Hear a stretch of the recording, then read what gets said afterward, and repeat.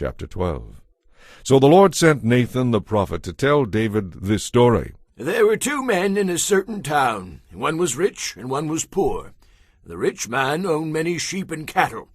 The poor man owned nothing but a little lamb he had worked hard to buy. He raised that little lamb, and it grew up with his children. It ate from the man's own plate and drank from his cup. He cuddled it in his arms like a baby daughter. One day a guest arrived at the home of the rich man, but instead of killing a lamb from his own flocks for food, he took the poor man's lamb and killed it, and served it to his guest. David was furious. As surely as the Lord lives, he vowed, any man who would do such a thing deserves to die. He must repay 4 lambs to the poor man for the one he stole and for having no pity. Then Nathan said to David, You are that man. The Lord, the God of Israel, says, I anointed you king of Israel and saved you from the power of Saul. I gave you his house and his wives and the kingdoms of Israel and Judah. And if that had not been enough, I would have given you much, much more.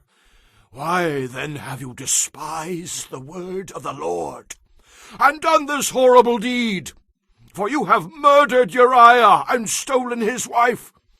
From this time on, the sword will be a constant threat to your family, because you have despised me by taking Uriah's wife to be your own. Because of what you have done, I, the Lord, will cause your own household to rebel against you. I will give your wives to another man, and he will go to bed with them in public view.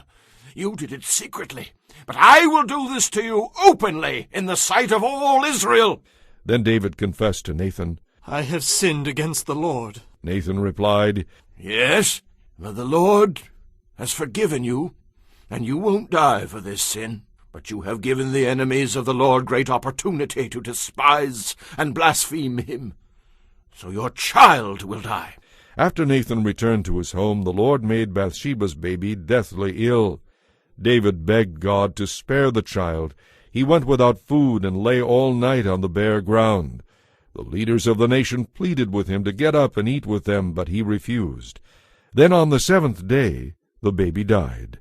David's advisers were afraid to tell him. He was so broken up about the baby being sick, they said. What will he do to himself when we tell him the child is dead? But when David saw them whispering, he realized what had happened.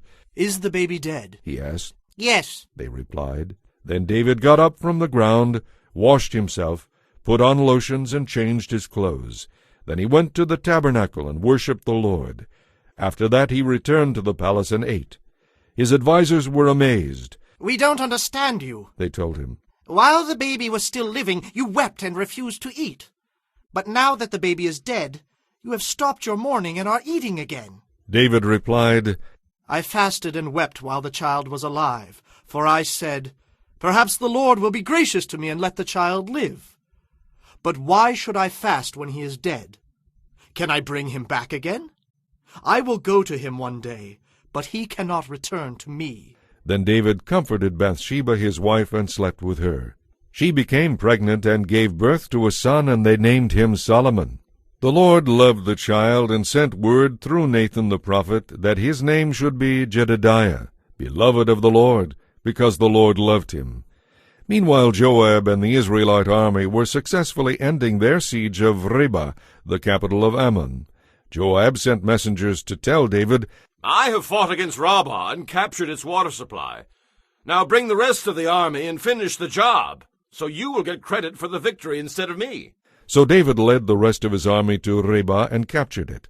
David removed the crown from the king's head, and it was placed on David's own head.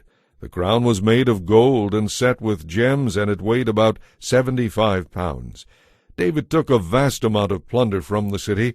He also made slaves of the people of Reba and forced them to labor with saws, picks, and axes, and to work in the brick kilns. That is how he dealt with the people of all the Ammonite cities. Then David and his army returned to Jerusalem.